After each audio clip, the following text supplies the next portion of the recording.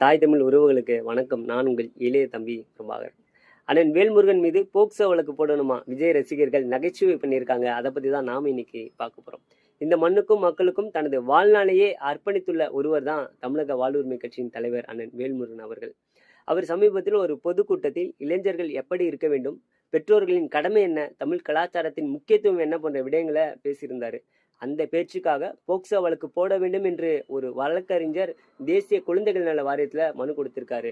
அவர் யாருன்னா தமிழக வெற்றி கழகத்தை சார்ந்தவர், அதாவது விஜய் ரசிகர். அண்ணன் வேல்முருகன் என்ன பேசியிருக்காரு? பெற்றோர்களாகிய நீங்க தான் உங்கள் பிள்ளைகளுக்கு தமிழர் பண்பாட்டையும் கலாச்சாரத்தையும் சொல்லிக் கொடுக்கணும்.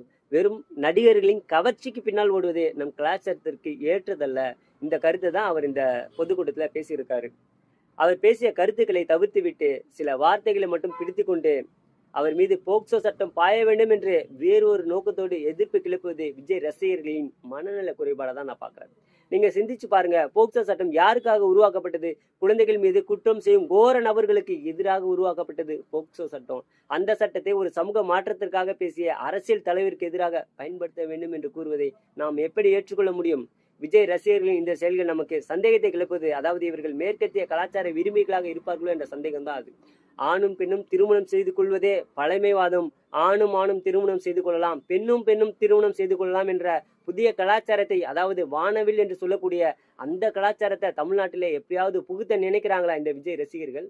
அல்லது ஹாப்பி ஸ்ட்ரீட், பப் கல்ச்சர் போன்றவற்றை தமிழர்களின் கலாச்சாரமாக மாற்ற நினைக்கிறார்களா? இது போல பல கேள்விகள் எழுகின்றன. அண்ணன் வேல்முருகன் அவர்களின் உணர்வுகள், பேச்சுகள் தமிழர்களின் நலனுக்கானது. அப்படிப்பட்ட அண்ணன் வேல்முருகன் மீது போக்சோ சட்டம் போடணும் அப்படின்னு சொல்றதை நான் நகைச்சுவா தான் பாக்குறேன். இது தமிழர்களின் பண்பாட்டை சீர்குலைக்கும் முயற்சி. இதை எப்படி எதிர்கொள்ள வேண்டும் என்று தமிழக வாழ்வுரிமை கட்சிக்கு தெரியும்.